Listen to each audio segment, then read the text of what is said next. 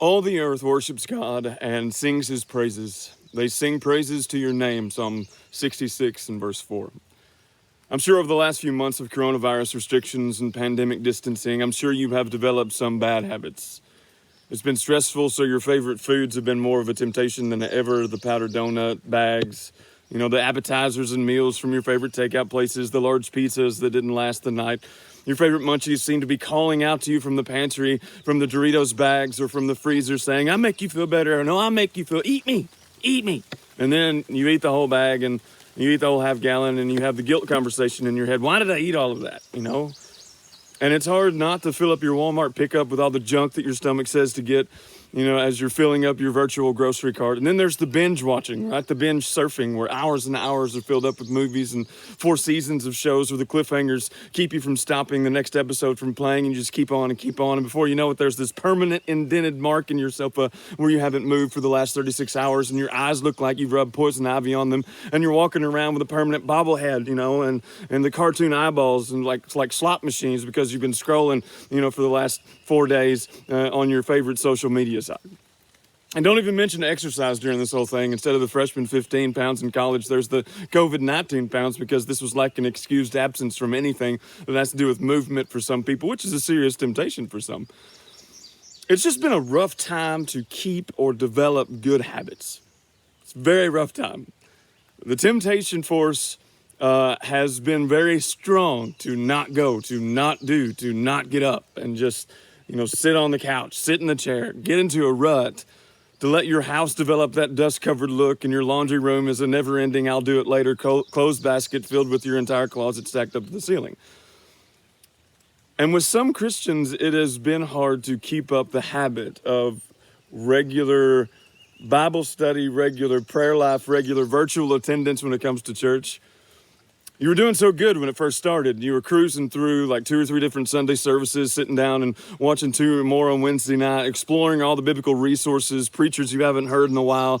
And in the beginning, you got together with your family, watching the online service Sunday morning for about an hour. But over the last few weeks, it's gotten to the point with some that it's hard to keep the motivation going week after week, to do the same on Sunday night or on Wednesday night, or sitting down and watching a Bible class on Wednesday, or even going back to services now. And I'm right there with you.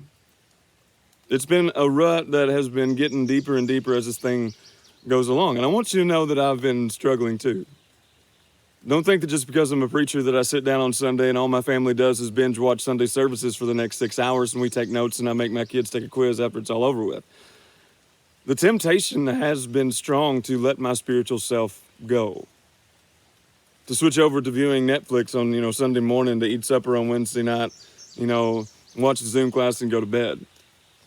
It's been hard to stick with good habits and develop more good habits than bad during this time. We've been planting season on the farm. I love listening to music in the tractor. I can listen to music all day. It's like a favorite food with me, only it goes in my ear.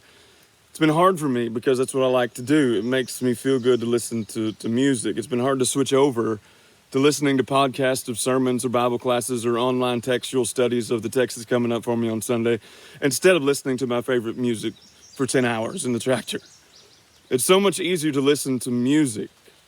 My prayer life has been struggling through planting season because, getting corn in the ground is all that's been in my mind. And my prayer life's been the biggest disappointment over the last few weeks to me.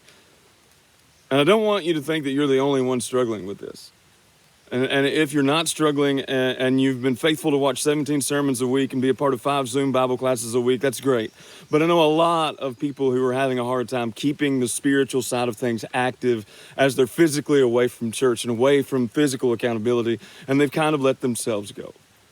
So if you are one of those Christians who has gained the COVID-19 spiritual pounds, has become rather lax in your spiritual habits and activities, have kind of set the spiritual cruise control over the last few months, the first thing I want you to understand is that you're not going to be perfect, and there will always be people who are better at spiritual things than you are. We often get caught up in the fake online life of others where all we see is the pictures of their family getting together dressed in their Sunday best in the living room in front of the TV on Sunday night, not Sunday morning, Sunday night, with the caption, did virtual church with the whole fam this Sunday night, this afternoon, tonight, Monday night, Tuesday night. And you look at your pajama clothed children on Sunday morning who just rolled out of bed at 9 o'clock or eating bacon at the coffee table on the floor, slurping down their milk from their cereal bowl, watching an online video of a freed professor teach on Ezekiel. Shout out to Justin Rogers. And you feel disappointed that you aren't like the online spiritual Joneses that you see all the time. There are going to be things in your life that when you compare those things to others, you're going to think you're a big disappointment. Your mind will think that you're a big disappointment to God, and your mind will cause you to be disappointed in yourself. And you will feel inadequate. You'll feel like you're a failure, that you're not making any difference, that you're not making any headway, that you're just stuck on the spiritual sofa compared to the pics that you see of other people who seem to be way more spiritually active than you are. I don't care who you are, there are going to be times where you feel inadequate and that you're not doing enough. So I want you to know this. You will never live up to the expectations of others, and you will never live up to the expectation of God. I would never need grace if I never sinned. I wouldn't need forgiveness if I never failed. We all need both. And that tells me I'm going to miss the mark. I'm going to disappoint. And that tells me also I have a lot of opportunities to work on where I'm disappointing. There's a point where I was planting corn in Tennessee, and it was this beautiful hilltop farm. God's creation was all around praising his name, but I wasn't. I hadn't been. Trees swaying in the wind, singing his praises, and I wasn't. I just stopped the tractor. I got out, and I prayed because it seemed like it had been forever since I had just stopped and talked to God, and it hadn't been too long. And I felt like the biggest failure, the biggest disappointment, but I stopped and did something about it. I got out of the tractor seat and did something about it. I didn't just keep going.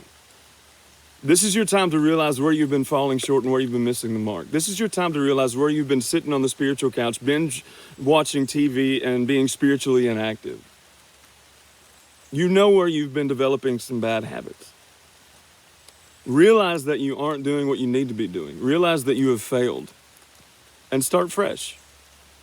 Realize you're going to need God's grace. You're going to need God's forgiveness. You're going to miss the mark. Realize where you have failed to live up to God's expectations. Clean out your spiritual junk food stash and get off the couch.